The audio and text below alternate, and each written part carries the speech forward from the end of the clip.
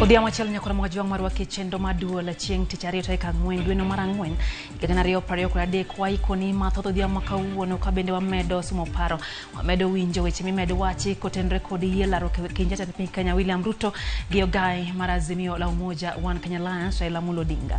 Jodolo medo golo pachgi nyakoro magajuang, josiasa bende medo golo pachgi kaachiel kod jotelo ariyo madongo mano jatend piny Kenya William Ruto kaachiel gi ogai mar Azimio la Umoja One Kenya Alliance waluwo ni machiegni ahinya mago bende gimedo wacho kotenore kod twat bende gi bedogo kotenore gi weche mosebedo ka kelo fuere pachoka. Ka en chieng' duol kama nyakoro magajuang wantiere kod kidienje ariyo. Mokwongo waikoni weche manyien ka bang'e ang' nobed kanyo kod twak mar duol mabende tayo kanyo gi George Bati. Wendo ne odhiambo makawuono dibedo David Ochieng ma en jaod bura ma Ugenya. Ang' ne gotwa kang' ne gibed kod mbaka e weche mosebedo ka kelo winjruok e kind Raila gi jatend piny Kenya William Ruto gidhi goyo mbaka e wi mago mabende jopiny geto ng'eyo kotenore kod twak ma kamano kod yie lalruok e kind gi nyakoro magajuang. To mokwongo wang'iye thuond weche. We believe that the agenda for the national consultations shall be premised on the long-standing issues affecting Kenyans. Penjo koro medore ni twak manosindi ko jatend piny Kenya William Ruto gi ogai mar Azimio la Umoja One Kenya Alliance Raila Amolo Odinga koro biro chalo nade. Wafanya biashara wote walikuwa wamesha kufa moyo, lakini kwa sasa venye ati dialogue watu wanaongea iko matumaini. Naona ni sawa. Jo ohala manomonji kod jonjore boma ma Kisumu koro chako chiro henigi tok chung mar ng'anyo. Number of you are good friends. We keep talking. We are good friends. Therefore, I assure you of good working relationship, of your safety. Ogai marobila Jafeth Kome koro kwayo jofwambo ng'uono kowacho ni onge chenro marach ma en godo mar donjore e tijgi.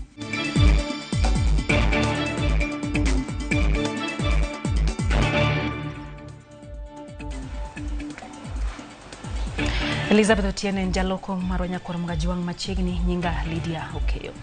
Jatend piny Kenya William Ruto chako nuoyo ni onge mos kata mosruok mar siasa ma obiro timo kod kweth mar Azimio la Umoja One Kenya Alliance. Kaolosi boma Kigali piny Rwanda, Ruto no jiwo ni tende biro mana tudre kod Azimio e yor od bura kaka nyicha owacho ma onka rwakogi e piny owacho mare. Ruto noloso ka ochako limbe mare mandalari e piny Rwanda kama bende gidhi twako jatend piny no Paul Kagame e yor mar bero hala kod rito kwe e Afrika ma ugwe.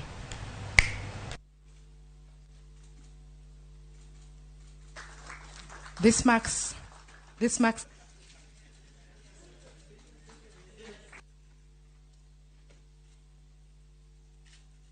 there will be no handshake, but there will be an engagement in Parliament on the issues that have been raised. Those that Parliament can resolve, they will be resolved. Unfortunately for us in Kenya, a handshake has a different connotation. And that is the one that I am talking about.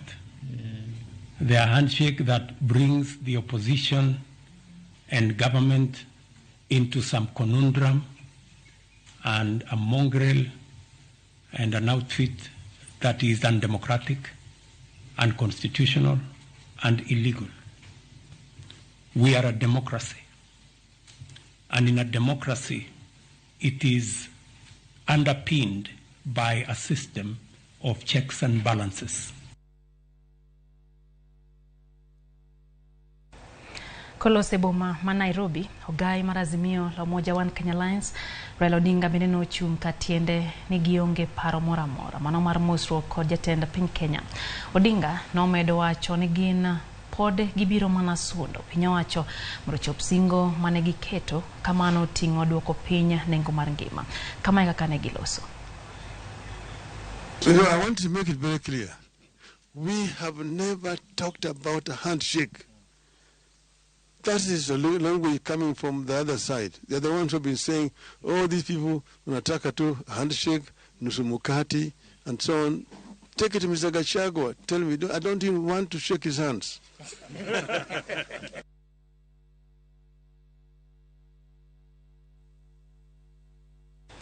Riwruok mar dinde ma pacho ka NCCK koro dwaro mondo jatend piny Kenya William Ruto kod ogai mar Azimio la Umoja One Kenya Alliance oneni twak mibago mar kelo kwe pacho ka time yo mabiro neno ni kwe mochwere obede thurka.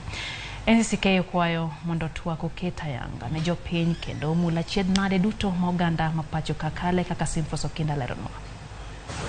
Riwruok mar kanise NCCK, riwruok mar Josalam Supkem, duol makedo ne ratich oganda pacho ka KNHCR e kind riwruoge mamoko oriwore mar chiwo puoch gi pak ne jatend piny Kenya William Ruto kod jatend kweth mar Azimio la Umoja Raila Odinga kuom yie mar bago twak mabiro nyayo kwe pacho ka. We in this regard commend His Excellency the President Dr. William Ruto and the leader of Azimio la Umoja, Right Honorable Odinga, for hearing the plea of Kenyans and sit to engage in consultations to resolve the political differences. Kane giloso gi jofwambo jotelo go kwayo jotelo ma pacho ka mondo ketie tim moko kuom weche mantiere wend piny Kenya majiwo kwe kod bedo kamoro achiel. O God of all creation, bless this our land and nation. Justice be our shield and defender. May we dwell in peace and liberty, plenty be found within our borders. Kane otelne gi kod Bishop Kivuva, jodolo go dwaro ni jotelo mabiro telo ne twak mondo nenie twak ewi moko kuom achiedh nade mokwako jopiny kamoting'o kedo gi pogruok e yor mwandu e kind jo Kenya, tieko dhier chiwo tije ne rowere e kind ng'ikruok mamoko. We believe that the agenda for the national consultations shall be premised on the long-standing issues affecting Kenyans, which include 1. Tackling poverty and inequality, as well as lowering the cost of living, addressing transparency, accountability, and impunity. Jodolo go bende kwedo thoye kod ketho mwandu mane oneno e jumbe ariyo kinde ng'anyo mane obagi Azimio la Umoja. We share our deep condolences with all families that were bereaved by the death that occurred during the days of mass action.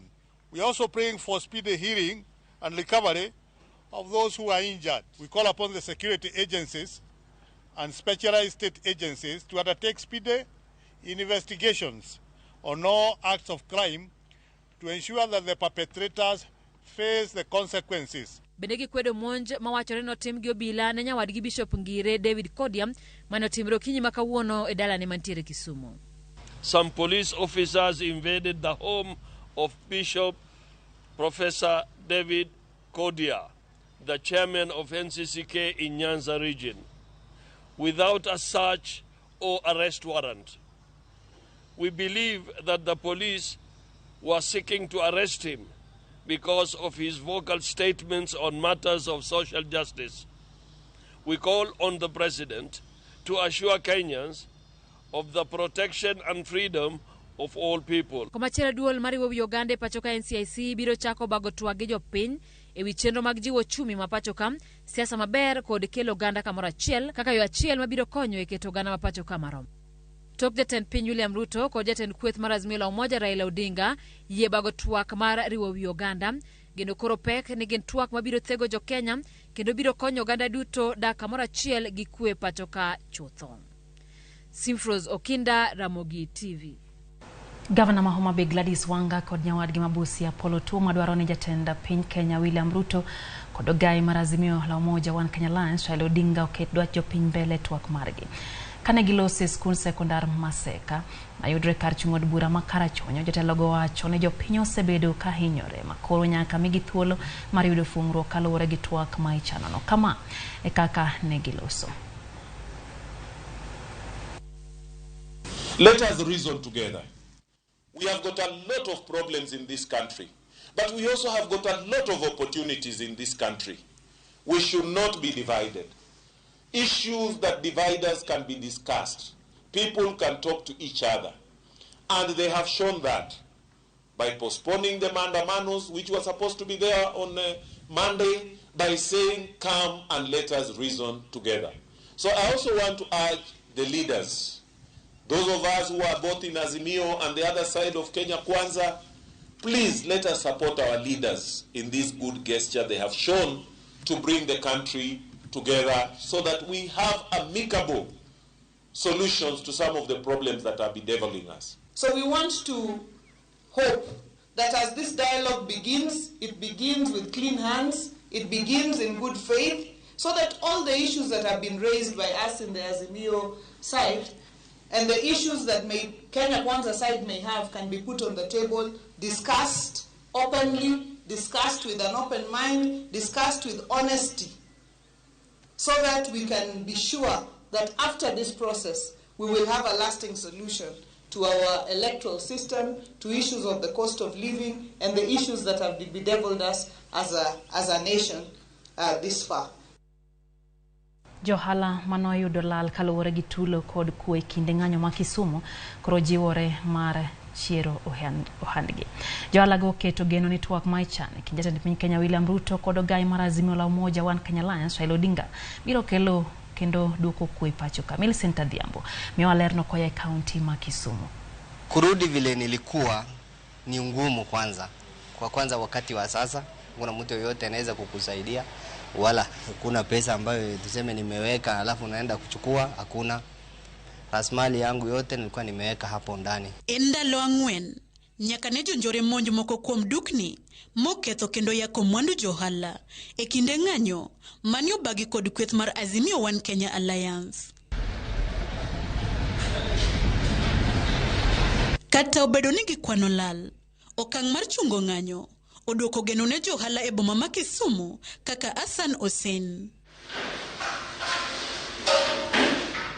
E alwora ma Jua Kali, gedo dhi nyime duka mar Jamia mani omonji kendo yake mwandu ma weg ohala wacho ni nengo gi dirom siling milion 15.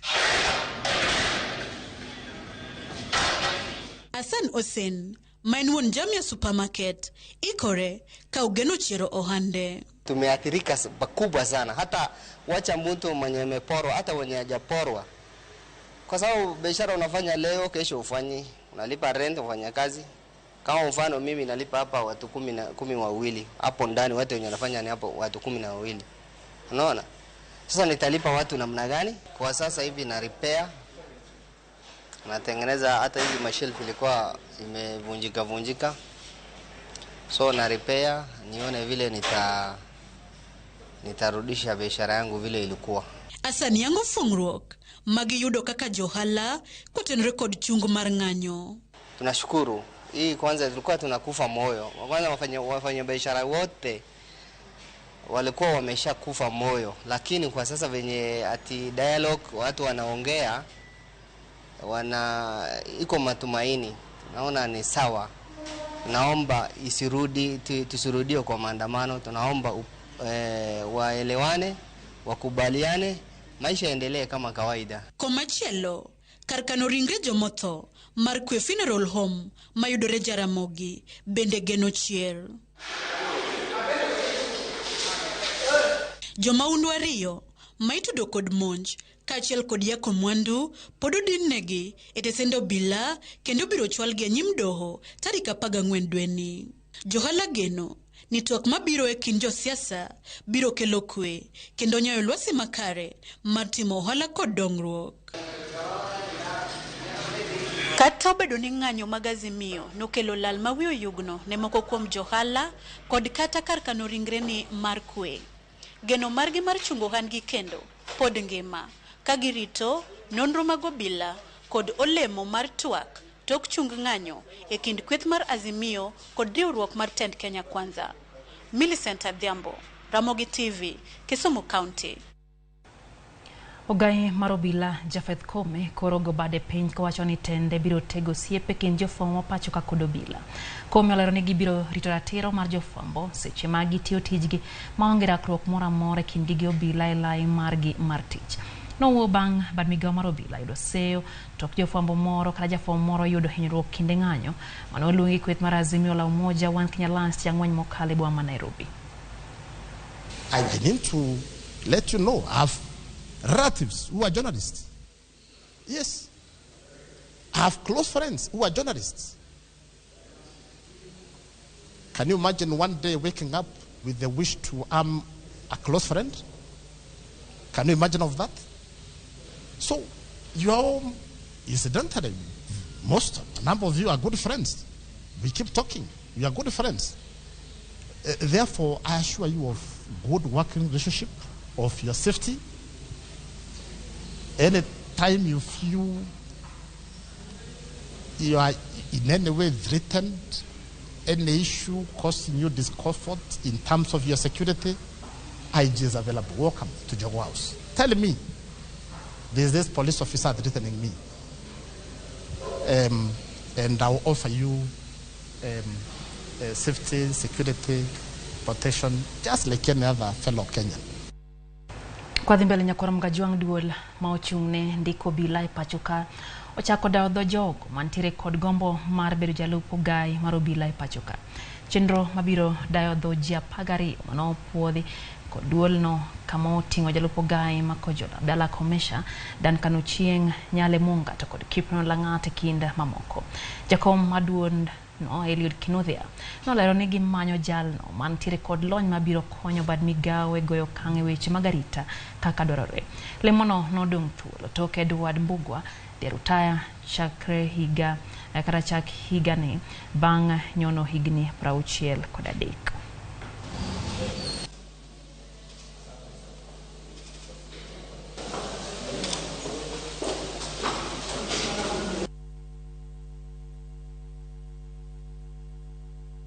The specific of what we are looking for, I cannot at the moment preempt, because I will preempt the tool, and I have taken 2 candidates, and I have 10 more to come. You may pass by there and whisper, and then you will mess the integrity of the process. So the really things we are looking for competences and suitability that can enable and convince us and convince His Excellency the President that you can command a service of 75,000 people, including very huge heavy capital equipment. So really the details of that, leave it to the end of the day. But we are looking for a person suitable. Kwa gungi malaiki pia ngata chiel gimagina kangamia paga biro mag speaker marod bura machon Francis Ole Kaparo bende okwale kardak madoldole county malaiki pia Tino Manyoro.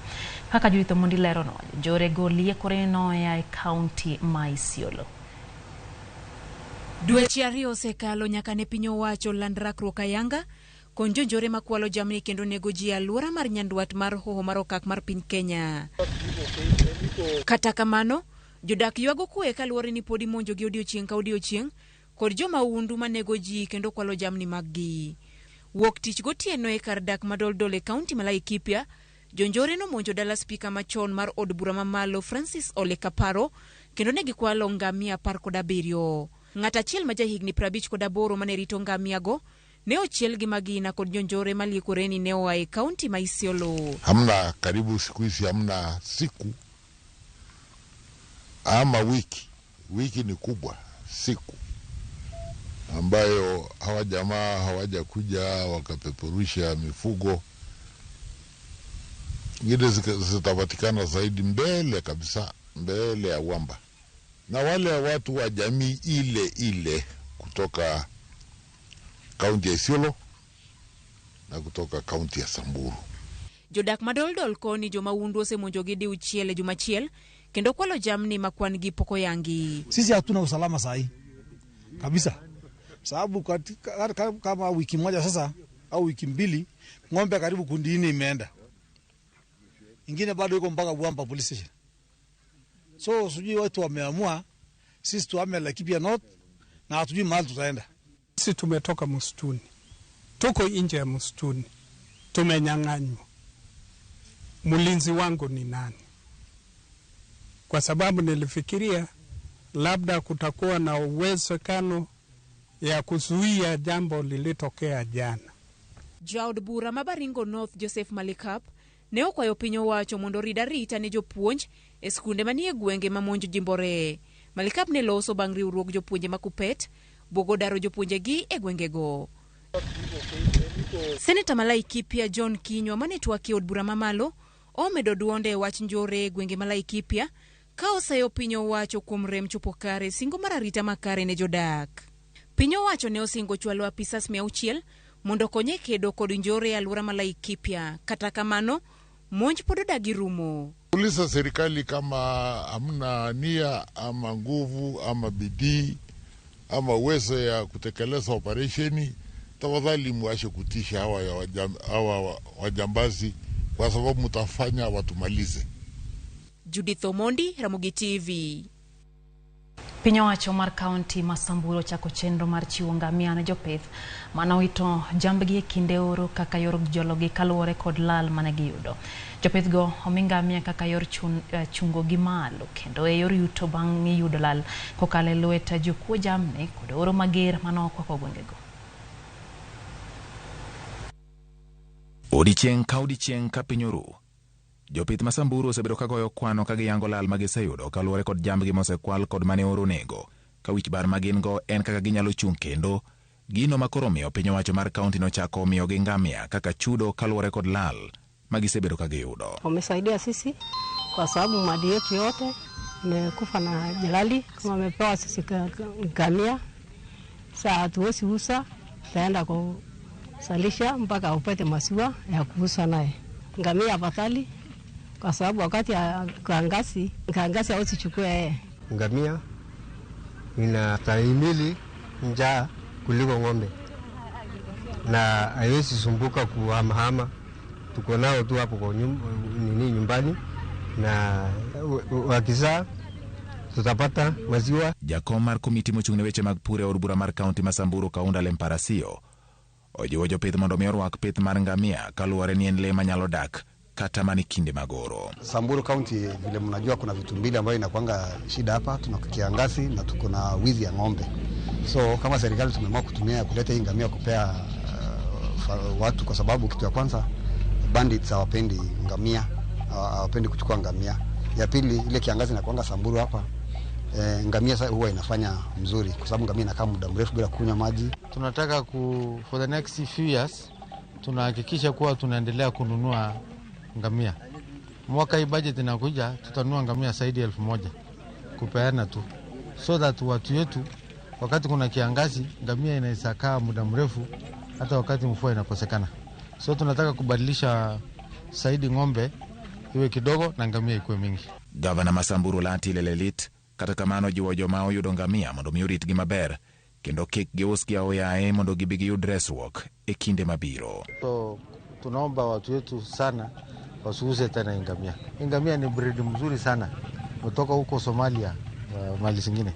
So hii ngamia iko na maziwa mingi na tunaomba watu wetu waache kuuza ngamia. Restocking ni muhimu wakati hii, wakati watu wengi wamepotesha livestock yao, na tunaomba watu weze kutusaidia in terms of restocking ya ile livestock tumepoteza wakati ya drought. Nyaka gie sani familia maromo 250 oseyudo mich mag ngamia kowuok kuom piny owacho mar kaunti ma Samburu mondo miyo jolgi kaluwore kod lal ma gisebedo ka giyudo e lwet jokuo jamni kaachiel kod oro mane olal kod ngima jamni mathoth e gwenge makono. Enda kapro kod ang'wen nyakurom gajuang bang' sa achiel mamidhiambo chenro enduol wamedo keloni wechego manyien 2 auchiel en namba marote machuok nyalo nyiso apachi kotenre gi mago maikoni odhiambo makawuono. Steven Otieno Udoyo wacho ni entiere kadem diruma to wacho ni wan wajiwo agwambo mondo kik giye gik manono ma ok jiw dwach jopiny. Twak magibiro bedo gi jatend piny Kenya William Ruto karo Pastor Omondi Otiche mar gimonyore to wacho ni entiere kodwa e chenro gi Sara Tieno mano mindo ndege nyithinde mano githinde duto wacho ni Ramogi moro gi mokalo. Neno bende Ivan Soyuga kendo kanyo wacho ni en bende entiere wacho ni en wuod konge to wacho kanyo ni ntie pache mogolo kanyo kotende gi yiero mokalo. Kata kamano erokamano ahinya Evans kaita eno kabinde Morris Juma Ogada kawuok Nyahera wacho kanyo ni en bende ntiere gik ma iwacho kanyo koome oweringo gima nowacho mano okelo lit ne jofwambo mano pach Morris Juma. Kato kang'io kacha bende heote gonya kwa Ramogi jamta wuoda wasiboda wachoni chendo lera hinya ka entiere hawasiboda. Ramogi TV awinjo duole yo makare wachoni daka penji wach Maria Osava kagin jopolo hadier mano pacha Philip Ongodo kantiro Yugis oneno ni jopolo wach mar Sava sinyabende kuro gigolo pachi kotendre gi mago maga hie twake kijotela yogo wantiere kanya kwa Ramogi chendo en duol metwa kodwa wayo matin kwa duogo pod wantiere koda weche mathoth kete mana kai Ramogi TV.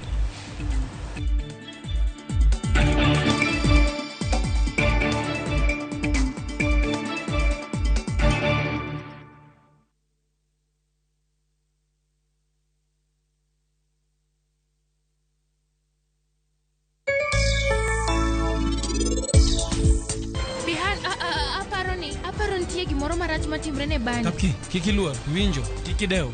Nyathina, in koro ngimani dhi bedo maber. Nikech odiochieng' ma kawuono in dhi bedo chi wuoda. Baba, awinjo kaluor. Donge bani gi mama. In gibiro duogo. Mama, kikiweka.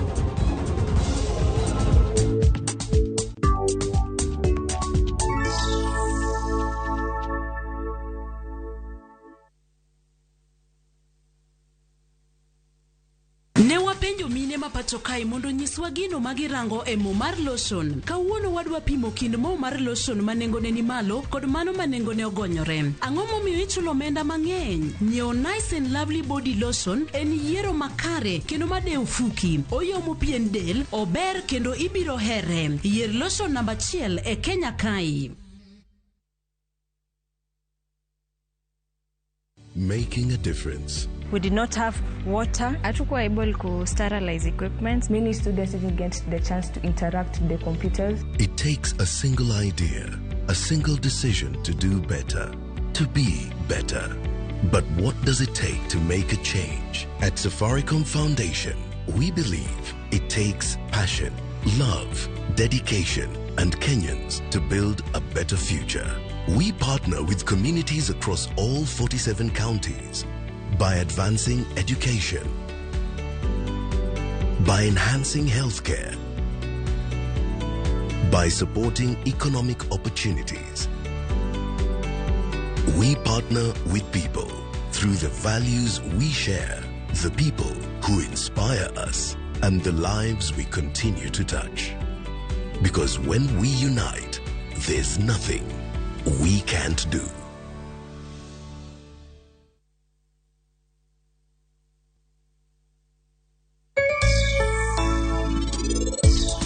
Onjiri madichuo onge gi gima bor kae.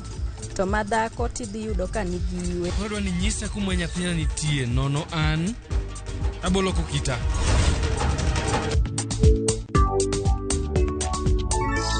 In maber kod mattress mar Johari 5x6 Addix Thermos 1.8 liters Recon Cushion e siling 490. Kopia Harden T-An 10 liters mabiro kod sukari kila chiel manono kowuok e kopia, kalam, muma manyien, pan mar chapat kod mwandu mamoko e nengo mogonyore. Kopia Maisha Rahisi.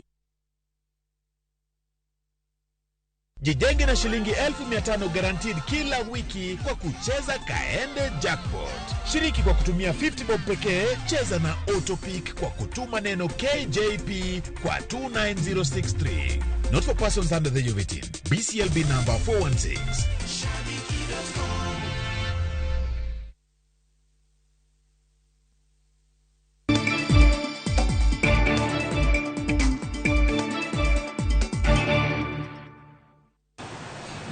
Machiegni kendo nyako Ramogi wang'ero kamano kuom medo kete mana kae chenro mar duol e Ramogi TV wadhi mbele gi mi weche manyien. Jodolo mawuok e riwruok kanise mar National Council of Churches of Kenya NCCK bade Manyanza koro kwedo okanga mar monj mano obila otimo kawuono e od jakom margi Bishop Ngire David Kodia e kadak ma migosi e kaunti ma Kisumu. Jodolo dwaro mondo obila oyang maler gimomiyo ne giora pisas magi omanja jodolo kato bedo ni sechego ne onge e ode kendo anyuola ne ema ne ntiere. Giwacho ni monj ma okinyi no okelo buok ne anyuola mar Bishop Kodia ni mar ok ging'eyo gimomiyo obila manye kata obedo ni en jalno ma inyalo gwel machopo e stesend obila ka en adier ni nitiere gima obila dwarene. Kendo ne giyawo drise ma gigolo nyaka rarind mag loro drise ka gielo katen mondo gine gima dhi mbele. Mama no pondo gi nyithinde e room machielo. Kendo nende ka oseponde room machielo ne gitemo to ne ok ginyalo. Bang'e kane ginano ka wadonjo kaachiel kod jo media to ne giwuok achiel kendo ne gidhiyo. Nyaka sani pod ok wang'eyo gimomiyo ne gimanyo Bishop ma en jakom NCC ka e Nyanza, to wakwedo gi teko duto monj mar obila e kar dak mar Bishop. Wakwayo obila ni kalure gi chik ka nitie wach moro to ber ka gioro barua mar mak kata jo kisungu luongo ni warrant of arrest. En ywakwa kendo en kwayowa ni sirikal mondo non weche gi matut kendo kik wawinji kata mana odiochieng' ma kawuono ni. To ka dipo ni lure gi weche ma osebete pinywa mar Kenya ka, ginyiswa ni ang'o ma askofu osetimo madimi or ne ji mondo bi omonje. Kwadhi e doho mapacho Kanyakuram Gajwang' okila kod jaohala moro ochwal e doho ma Nairobi kendo kuom mayo japiny Amerika moro omenda maromo shillings tara 130 bang' wuonde gi mula mabandia. Nicholas Otieno Ndolo gi Thomas Otieno Ngoe nochopo e nyim jang'ad bura maduong' Zainab Abdul kiseoge gi ketho adek moting'o yudo omenda yor mibadhi, riwruok e ketho chik kod ketho mar kuo. Ji ariyogo notamore yie ketho gi kendo wegi bang' chulo rambun mar shillings 500,000 ng'ato ka ng'ato. Dwe mokalo ji ariyogi notere doho ma Kibera gi ketho machal kod mano.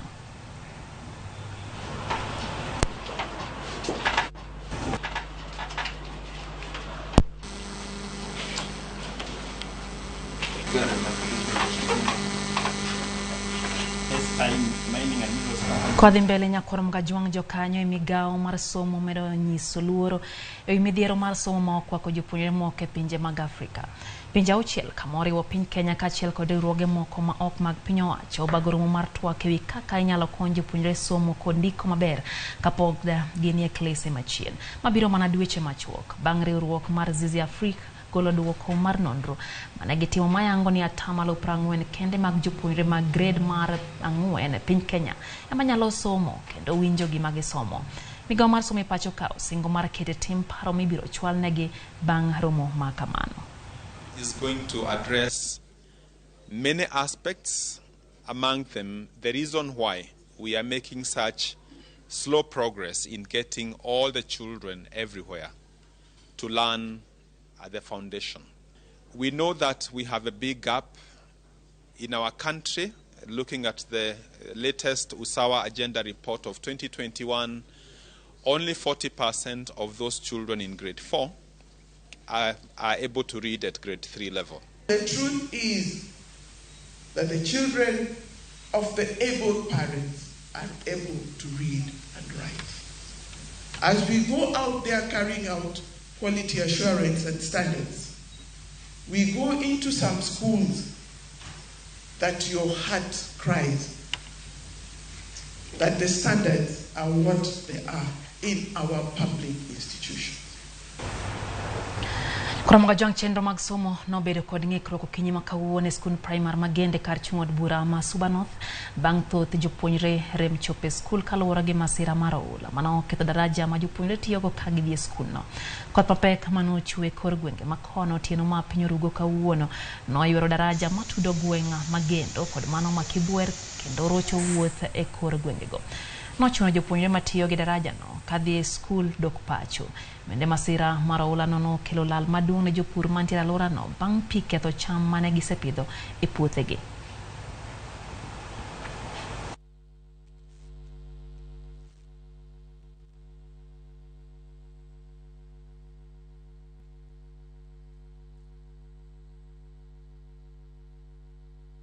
Kwa dhi masira machielo nyakon Mogajwang' e kaunti ma Siaya en luoro nitiere ni ng'at achiel owito ngimane kar kunyo mula masogo kuchieng' e gweng' ma Central Alego kaunti ma Siaya. Wachore ni jalno kod jowadgi mamoko adek ne rik golo pi e bur mula kinde ma lowo nosienyore ma oikogi. Jokuny mula wadgi wacho ni ne giwito tudruok kod jalno mana kinde machuok bang' masirano kaluwore ni ne gitemo luonge to ok nodwokgi. OCPD ma Siaya Benedict Mungangi oyango ni ji adek oresi e masirano kendo gimedo yudo thieth e osiptand kaunti ma Siaya. Kaka ng'ama osetiyo tijni aming'a kuom higni madhi 20 gi wiye ma 30, an go juzi mar donjo mondo akonygi. Adonjo mokwongo makwongo adhi nyaka piny madhi e pigno manwang'o oxygen aduogo malo. Kaduogo atwe ji adek mowuok. Kadok mondo atwe ng'at mar ang'wen oyudo ka kendo mucha oserumo bende. Ochuno makor mondo awuog kech ng'acha to sedhi koro nyaka pi. Kaka bro konye onge, mucha bende rumo. Kaka datwera go tola won bende otama mondo ywaya. Koro atemo tamba ikor bugo bunyaka biro malo. Koro kasewuok adhi apodho kamoro joma nitie okwadha kawinjo ka gamo muya matin taparo ni joga odong' e bugo. Ochuna nwang'o achiel kuom joma kanyo mong'e riembo pikipiki motera nyaka ka polis Segere. Polis okozuva omiya gari mondo bi abidhi akonygo joma segologo. Ating'ogi matero gi Siaya referral makenda we ka koro gindo gisechako wuoyo. Ji obed gu kwe to wagol nyathiwa no obed oko. Sirkal oseyie aparo ni gari mar fire brigade abiro gi gimoro amara ku pumps yote ubiro go muya tigo pi to wagolo body. En mana kamano. Musa Nyane anyuola kod familia mar jalno nyakor Mogajwang' kwa dhi mbele watiri nyaka kaunti ya Migori ni onge mar jolony machiwo thieth morome sitende koso dhi clinic kako winjore kod tuo mar pressure gin moko kuom gigo ma itudo kod kwan mamalo mag joma mine kod nyithindo ma hikgi tin ne 5 ma pod wito ngimagi e kaunti ya Migori. Kata kamano tend kaunti ya Migori ka okalo kuom migawo mar thieth wacho ne giseketo kenge makare matemo medo duoko piny tho mar joma mine seche ma gikonyore kachiel kod nyithindo mantiere buo higni 5. Jojuma miwa ler machal kamano koya e kaunti no ma Migori. Otieno mar tarik 10 mar dwe mar 3 mar higani Peter Otieno kaachiel kod min od Diana Juma magin jodak e gwego mag Tagache e Sapondo Manyatike ne rito kod sironyo rwako nyathigi mar adek. Taulo, lep nyathi kod gik mamoko madwarore ne ginyiewo. Diana ne oringo osiptal ma Tagache bang' winjo muoch manyiso ni nyathine chiegni wuok. Kata kamano, seche machuok bang' ka oserange kod laktar noyudi ka nyithindo 4 mane oriko ne oting'o ne osewito ngimagi. Nilienda huko saa 7 usiku na mimi nilienda saa 9. Kufika huko nimepata kama watoto washatolewa na wamesha kufa tayari. Kugiyudi kaka nyithindo gonindo. Na nyolo gigidwe chabiri. Moro mane ntiere godo ne olokore kuyo ne en kaachiel kod familia mare. Hatukujua eti hiyo inaweza kufanyika. Kama bire kliniku odiochieng' mokwongo to nopima. Kanopima to nonyisa ni abi aduogi gi pesa mar picha. Aduogo gi pesa no nokayudo sister manonyisa nadoka kamano but onge ng'ama nonyisa ni en gi nyathi mokalo achiel. Anyalo koni wan ga total of stende mag sirkal 19 manitiere ultrasound machines. Shida ma wan go ni ostende 19 ge te ok gin ultrasound gi moko ti. Okiti ni masino rach, masinde beyo, teni samoro nikech wan gi few sonographer. Jomo county sani koro planned mang'en in the next jumbe 2 mabiro ostende wa 19 mantiere ultrasound machine ka wadhi timo tiegruok makende. Gima ne okelo tho mag nyithindo 4 gi ka koro pok onyuolgi pok oyangore. Kogoyi picha kata king'e gimiting'o tinyalo neno kaka itimo. To ninge chana ngina tingo nyathi achiel kawaida. Nyithindo 4 manotiyo gi mowito ngimagi obed achiel kuom kwan mag nyithindo maro 21 kuom nyithindo 1,000 ma inyuolo mawito ngimagi ka gintiere e kind dwe achiel ka onyuolgi e piny Kenya. Bedo mapek ok en tuo, kendo miyo ok onego tho nikech opek kata nikech en gi ich. Ma timore mana ka rit nitie makare, tudruok nitie makare gi minewa mapek. Thoge mag joma mine kaachiel kod nyithindo mantie kind dwe achiel kod higni 5 pod nitie malo e kaunti ma Migori kaachiel kod piny Kenya mangima. Thoge ma kamae osetudi kod gigo mopogore opogore ma oting'o tuo mar presa. To gigo mamiyo samoro pod mine koro pod tho, wacho ni mine moko chako klinik kodeko. Samo chako klinik kodeko ka en gi tuo moro, to tiende ni tuo ni samoro koro osadhi moenea kabisa. Mag remo mago matek ahinya ni koko bedo controlling good time to may complicate and the mother may have a problem. Jata chendo mar ngima joma mine kaachiel kod nyithindo e kaunti ma Migori Joseph Okidi wacho ni gisetemo keto kenge makare mar duoko piny thoge mag joma mine kaachiel kod nyithindo, kata bedi pod nitiere ageta mopogore opogore. Mine mogamo remo e gwengewa ma Migori ka 97 atamalo 97 bire klinik mokwongo mag joma mine. Sama mine obire klinik tiende ni giyudo puonj makende manyalo miyo ging'e ka sama gin gi shida gi dala to ginyalo ringo gi bio hospital mondo giyud ritruok, giyud konyruok. Seketo machiegni kabisa jomwa luongo ni nyamrerwa mang'eny gi na timo konyo mine e yore mag nyuol gi dala. Lipot yango ne mine maromo 355 kuom mine maromo 100,000 pod wito ngimagi e kinde mag nyuol, ka nyithindo maromo 41 kuom ma inyuolo maromo 100 wito ngimagi ka koro pok ochopo higni 5. George Juma, Ramogi TV, Migori. Koromoga jong kwa dhimbele jodak ma Seka Kagwa kar chung'od bura ma Karachuonyo kaunti ma Homa Bay ma osebedo gi midhiero mar pi koro yudo fungruok bang' piny owacho ma Japan chako chenro mar keyo negi pi maler. Pigno ma ogole nam lolwe ka itiyo gi teko stima ketie skund sekondar ma Seka ka jopiny mantiere alworano biro yudo thuolo mar tiyo gi pigno.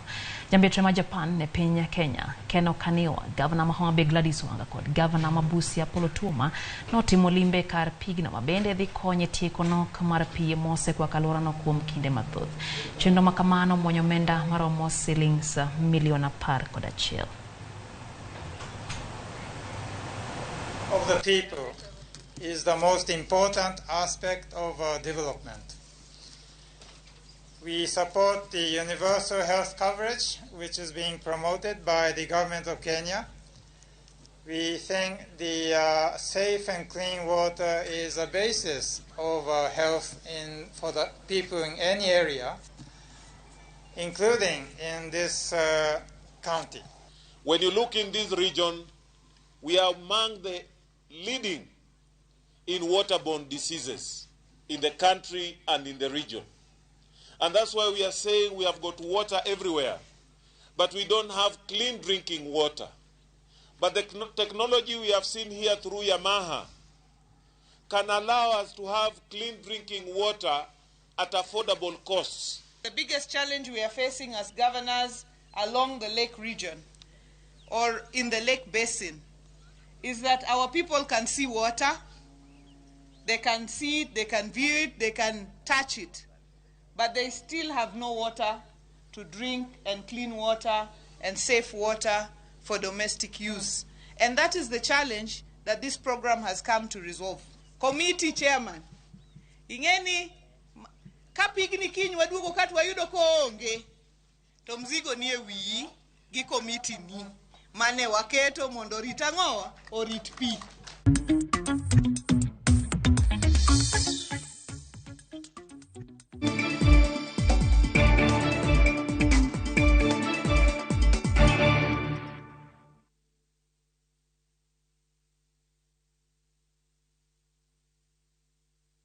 Play on these games and enjoy 2,500% boost on our supercharged multi-bet bonus on shabiki.com. You can't afford to miss it. Not for persons under the age of 18. BCLB number 416. Shabiki.com. Ne wapenjo mine mapacho kae mondo nyiswa gino magirango e mo mar lotion. Kawuono wadwa pimo kind mo mar lotion manengone ni malo kod mano manengone ogonyore. Ang'o momiyo ichulo omenda mang'eny? Nyiew Nice and Lovely Body Lotion en yiero makare kendo made ufuki. Oyomo pien del, ober kendo ibiro here. Yier lotion namba 1 e Kenya kai. Welcome to cooking competition. You have 15 minutes to finish the challenge. Your time starts now. Wow, mama natumia Raha Premium ngano. Daddy, unga yako ni gani? Ni unga tu yangu ya ngano. Daddy, chapu zako zinakaa aje? Akini za kiajabu ajabu. The mom ni nyami nyami and soft. Now you know. Kwa chapati nyororo laini na tamu, tumia unga wa Raha Premium ngano. Nyiew mok ngano mar Raha Premium kawuono e duka machiegni kodi.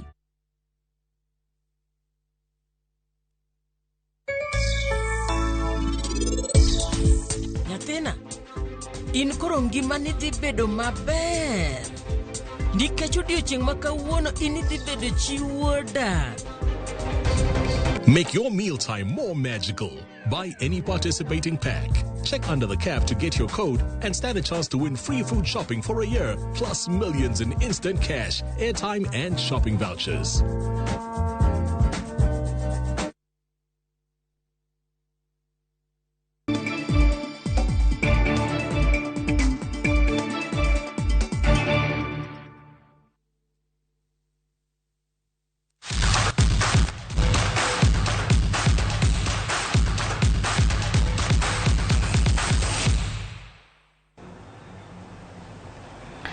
Teripa tuke nyakora mgajwang riwruok matao tuke mag ng'weche pachoka AK biro yiero jotugo maromo 50 mabiro ting'o nying Kenya e tuke mag Africa Junior Championships mabiro bagi kochakore tarik 29 dwe mar Ang'wen nyaka tarik 3 dwe mar Abich e piny mar Zambia. Kano wuoyo gi jofwambo ya PC mag AK en kidieny mar dongruok jotugo matindo, Barnaba Korir nowacho ni gibiro bago tuke mag yiero jotugo chieng' Ngeso gi Jumapil e lab Manyayo Stadium. Bende nomedo lero ni ibiro tim nonro kendo goyo peksen oboke mag nyithindo mondo mi kik mibadhi mag wuondo higa bedie. For 17 years on December 31st of the year of the competition, that is now. Main objective for us is to make sure that we defend our title, which we won in Ivory Coast, that is under 18 athletes, and then of course try to regain or to win the under 20 championship. Kora mgajang bang wito thuolo kuom ndalo mathoth madonje lig maduong' mar adhula KPL, klab mar Shabana gikone to neno ka lek margi mano mar nyalo chope wang' ka geno mar Dembele gi duoko mabere lig ma piny mar NSL. Shabana mawuok e kaunti ma Kisii nyaka sani omako thuolo mokwongo e chung' mar klepe bang' tugo tuke 17 ka gin kod points 38. Klab no noloyo klab mar Kajiado FC gonde 3-0 e alap ma Ildamat kaunti ma Kajiado kaparo duto koro ginywako mar mako thuolo mokwongo nyaka giko mar season ni. Sami Okoth ma en kocha mar Shabana ne gigeno ni yowuote biro rido itugo nyaka gikaw lig mar NSL kama biro miyo gi thuolo mar donje achiel kachiel e lig maduong' ma pachoka. Shabana biro rakore gi klab mar Selibwet chieng' Jumapil. So imekuwa nzuri kwetu. Tuna feel bado tuna need kuact zaidi kwa sababu hatutaki kutoka pale juu namba 1. Tunajaribu sana tusiangalie timu zile zinatufuata na vile zinacheza. Tunataka kuangalia game zetu vile tunacheza kwa sababu tuna need kushinda. So kama unashinda you need kuangalia mwenzako mwana kufuata nyuma kwa sababu hizo points zinakuweka pale juu.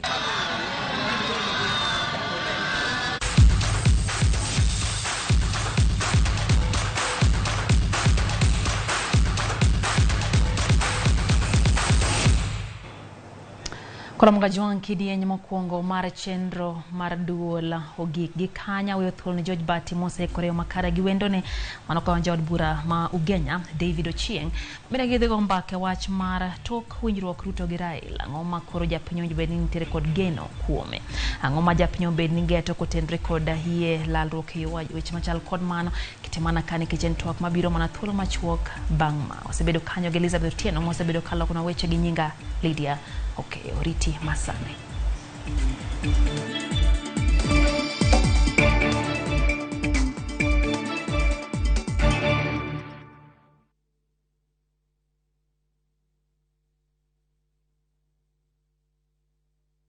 Twende vacay na View Travel. Masai Mara or Amboseli from 14,500. Samburu or Savo from 24K. Mombasa, Diani or Malindi from 14K. Nairobi staycations from 5K. Dubai and Zanzibar from $640. Mauritius, Cape Town and Egypt from $1,000. Maldives, Seychelles and Thailand from $1,200. Call 0703-254-254 for booking.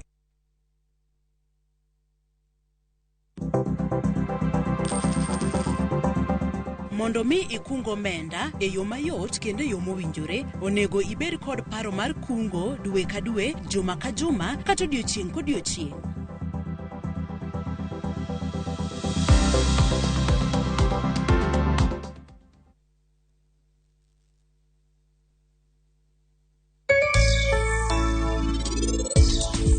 Nyathina, in koro ngimani dhi bedo maber. Nikech odiochieng' ma kawuono in idhi bedo chi wuoda. Make your mealtime more magical. Buy any participating pack. Check under the cap to get your code and stand a chance to win free food shopping for a year, plus millions in instant cash, airtime, and shopping vouchers.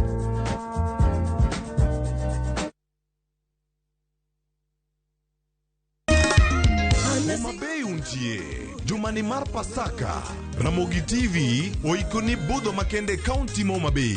Tich abich tarik 7 dweni.